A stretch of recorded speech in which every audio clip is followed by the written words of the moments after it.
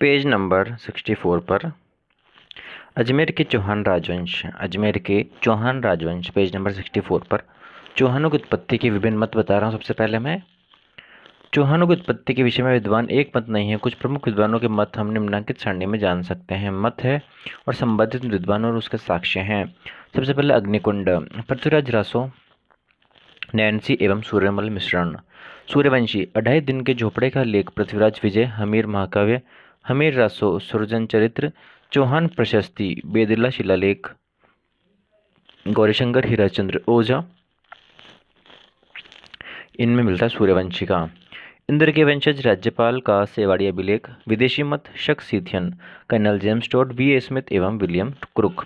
ब्राह्मण वंशी मत, डॉक्टर दशरथ शर्मा, डॉक्टर गोपीनाथ शर्मा, जान कवि के कायम खां, रासू में बिचौलियाँ। चंद्रवंशी मत, हाँसी शिलालेख, 1167 ईस्वी, पृथ्वीराज द्वितीय अचलेश्वर मंदिर का लेख। शकंबरी सांबर सपादलक्ष एवं अजमेर के चौहान। डॉक्टर दशरथ शर्मा के ग्रंथ अर्ली चौहान डायनेस्टी के अनुसार चौहान चाहमान जांगल देश अर्थात बीकानेर जयपुर उत्तरी मारवाड़ के रहने वाले थे और सपादलक्ष सांबर इनका मुख्य स्थान था एवं अय छतरपुर नागौर इनकी राजधानी थी। सपादलक्ष सांबर के चौहान वंश की प्रमुख शाखाएं थी लाट के चौहान, धवलपुरी के चौहान, प्रतापगढ़ के चौहान, शाकंभरी के चौहान, रणस्तंभपुर के चौहान, नाडोल के चौहान, जाबालीपुर के चौहान, सप्तपुर के चौहान। वासुदेव चौहान, बिजोलिया शिलालेख, हमीर महाकाव्य, सूर्यन चरित्र, प्रबंध कोश, अर्ली चौहान डायनेस्टी आदि साक्ष्यों के अनुसार सपादलक्ष के चौहानों का आदि पुरुष वासुदेव चौहान था। इन्होंने 551 ईस्वी के लगभग सपादलक्ष में चाहमान राज्य की स्थापना की तथा अय छतरपुर को राजधानी बनाया। बिजोलिया शिलालेख के अनुसार ये वत्स गोत्रीय ब्राह्मण थे। इन्होंने सांबर झील का निर्माण करवाया था। वासुदेव के बाद चौहान शासकों के नाम क्रमशः समंत, नरप, जयराज, विग्रहराज, चंद्रराज, गोपेंद्रराज, दुर्लभराज प्राप्त होते हैं। प्रारंभ में चौहान गुर्जर प्रतिहारों के सामंत थे, परंतु गुवक प्रथम ने एक स्वतंत्र शासन स्थापित कर गुर्जरों की अधीनता से चौहानों को मुक्त किया। गुवक गुर्जर प्रतिहार शासक नागवट का सामंत था। गुवक प्रथम के बाद चंद्रराज द्वितीय, गुवक द्वितीय चंदनराज तथा वाकपतिराज प्रथम चौहान वंश के शासक बने। चंदनराज की पत्नी आत्मप्रभा रुद्राणी पुष्कर झील में 1000 दीपक जलाकर भगवान शिव की पूजा करती थी। वाक्यपतिराज प्रथम पहला चौहान शासक था जिसने महाराज की उपाधि धारण की। वाक्यपति राज प्रथम के बाद विंध्यराज सांबर का शासक बन गया। विंध्यराज के बाद सिंहराज वाक्यपति का प्रथम पुत्र सांबर का शासक बना। हर्षनाथ मंदिर प्रशस्ति 973 ईस्वी के अनुसार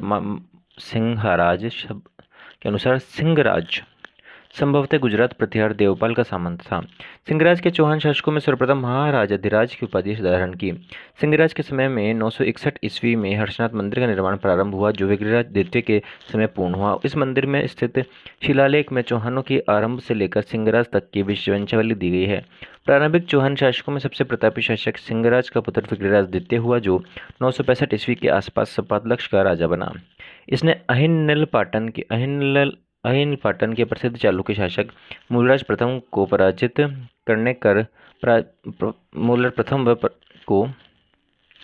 करके कर देने का बाध्य किया तथा बड़ौच में अपनी कुलदेवी आशापुरा माता के मंदिर का निर्माण करवाया। विग्रहराज द्वितीय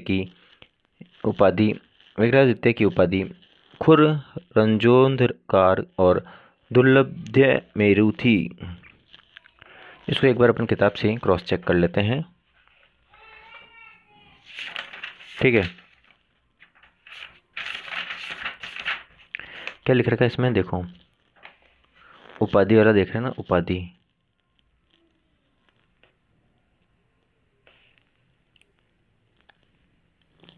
इसने अहिल्या पाटन वाला मूलराज प्रथम को पराजित करके था, है ना।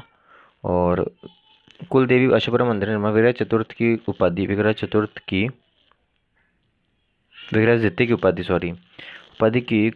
खुर रंधोदकार और दुर्लभ्य मेरु थी।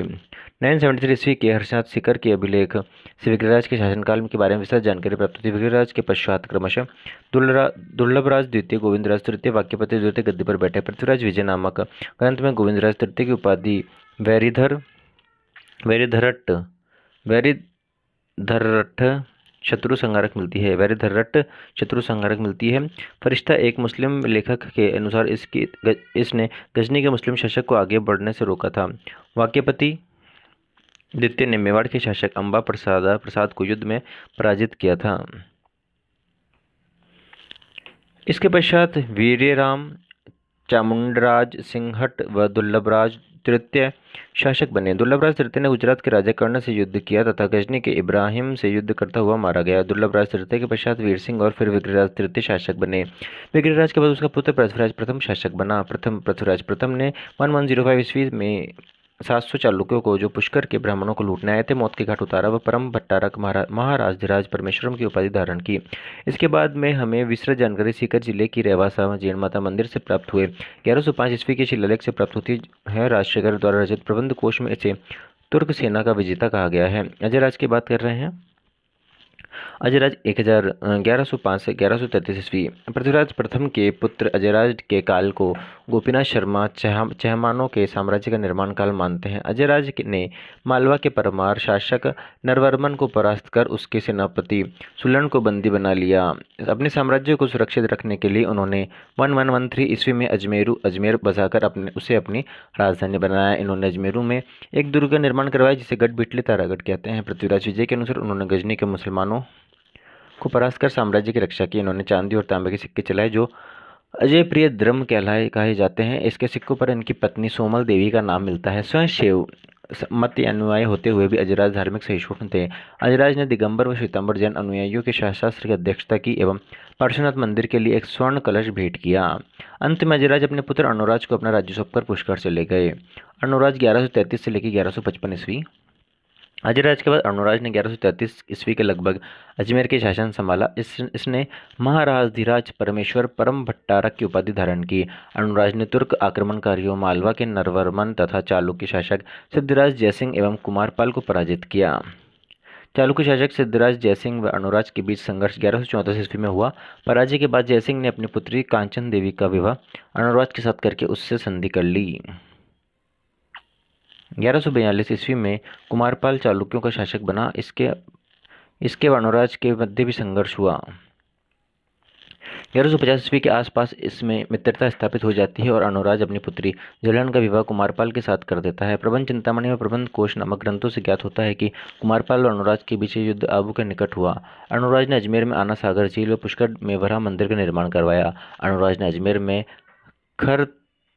खरतरगच्छ के अनुयायियों के लिए भूमिदान दिया। देवबोध और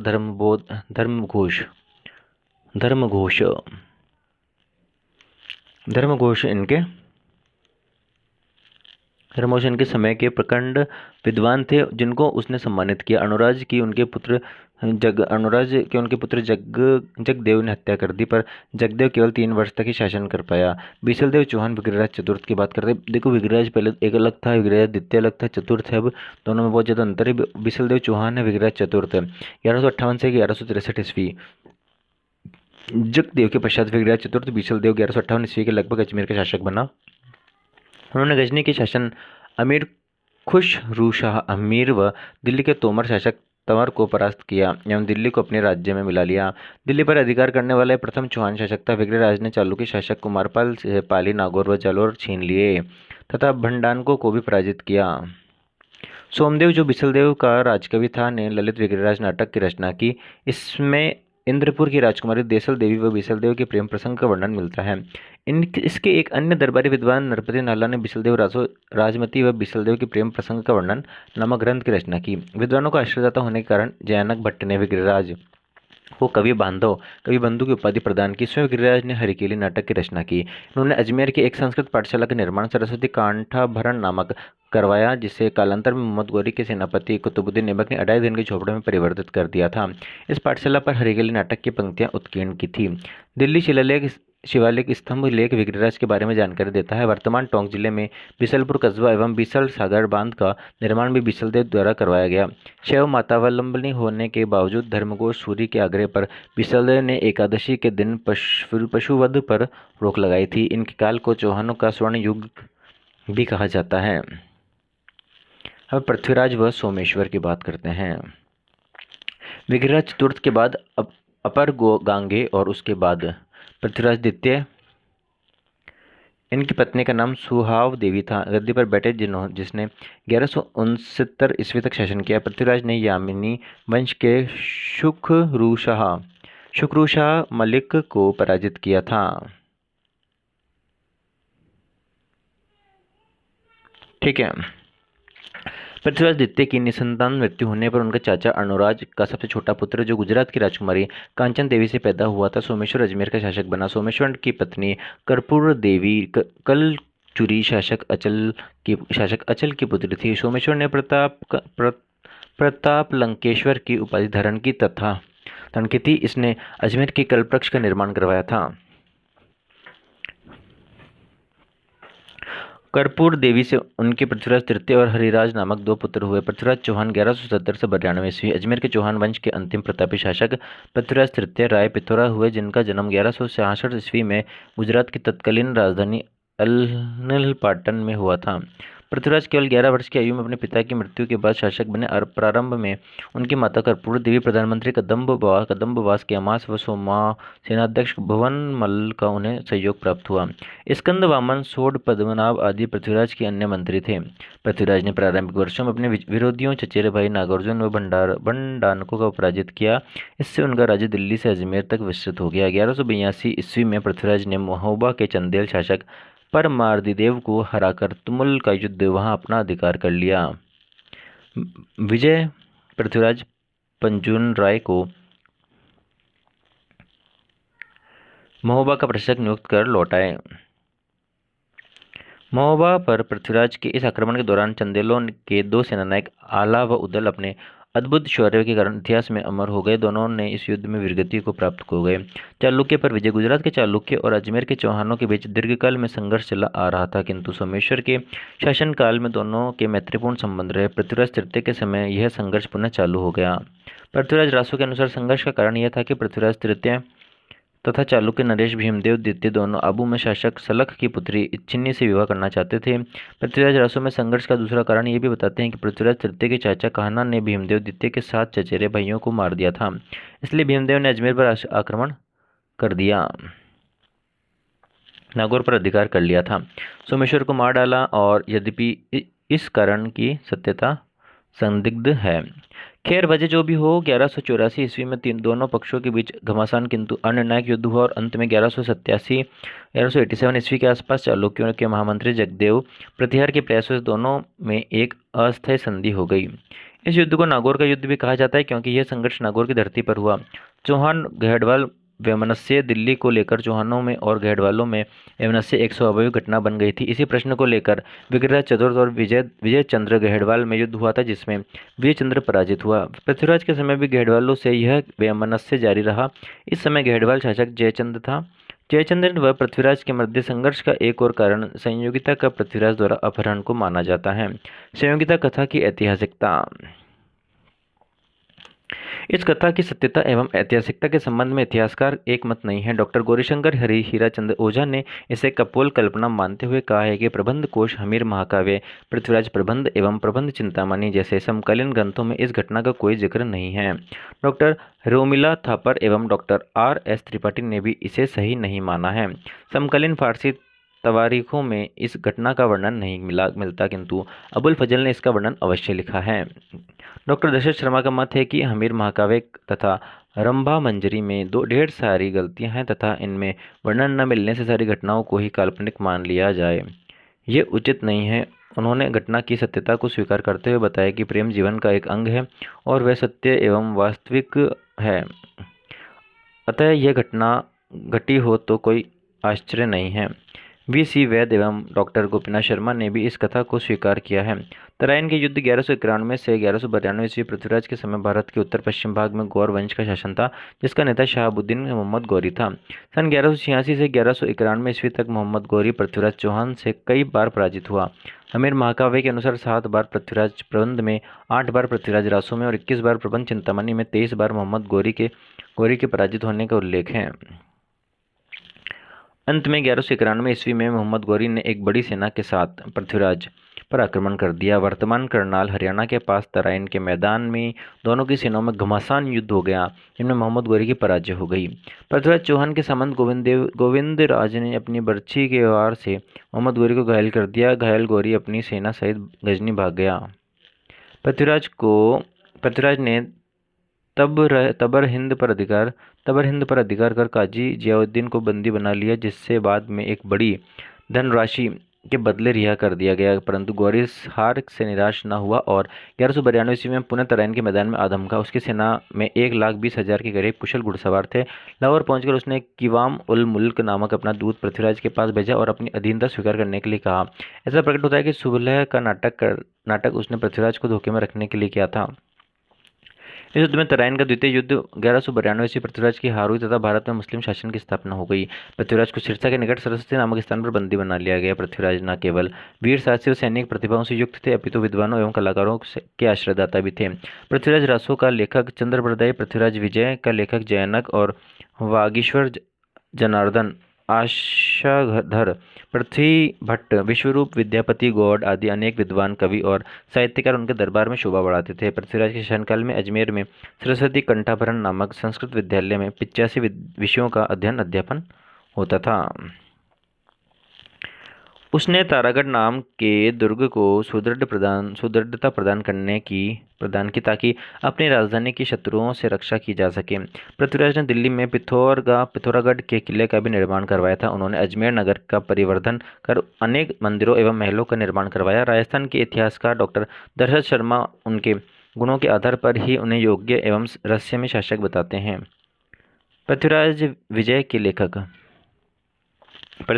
लेखक जयनक के अनुसार पृथ्वीराज चौहान ने युद्धों के वातावरण में रहते हुए भी चौहान राज्य की प्रतिभा को साहित्य एवं सांस्कृतिक क्षेत्र में पुष्ट किया। पृथ्वीराज अंतिम हिंदू सम्राट कहा जा सकता है पृथ्वीराज को, और राय पिथौरा व दल पुंगल उनकी उपाधियां थी। पृथ्वीराज की मृत्यु तराइन के द्वितीय युद्ध 1192 ईस्वी के बाद पृथ्वीराज की मृत्यु के बारे में भिन्न भिन्न मत प्रचलित है। पृथ्वीराज रासों के अनुसार गौरी पृथ्वीराज को बंदी बनाकर गजनी ले गया, जहाँ पर पृथ्वीराज ने शब्द भेदी बाण से गौरी को मार डाला। बाद में वहीं पर पृथ्वीराज की भी मृत्यु हो गई। यद्यपि यह मत सही नहीं माना जाता। हमीर महाकाव्य में उल्लेख है कि जब पृथ्वीराज अपने घोड़े नाटारंभ से नीचे उतरकर युद्ध कर रहे थे तो उन्हें बंदी बना लिया गया था।